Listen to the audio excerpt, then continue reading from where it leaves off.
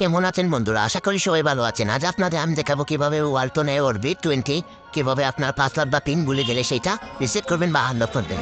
এই দেখুন, এই ফোনটা আমার এক কাস্টমার দিয়েছে, এই ফোনের সে পাসওয়ার্ড ভুলে গেছে, তার জন্য এই ফোনটা আমরা এখন রিসেট করবো। প্রথমে পাওয়ার বাটনে ক্লিক করে সেই ফোনের পাওয়ারটা অফ করে নিন। পাওয়ার বাটনে ক্লিক করার পর ফোনটা অফ হয়ে যাবে। তারপর ফোন অফ হয়ে যাওয়ার পর power button and volume up বাটনে ক্লিক করে আমরা সেই রিকভারি মুডটা আনবো। Power button oh volume up button click করার পর দেখবেন ফোনে সেই অরবিট লেখাটা আসবে, তখন আমাদের পাওয়ার বাটনটা ছেড়ে দিতে হবে। সে দেওয়ার পর দেখবেন সেই রিকভারি মোড এসে গেছে।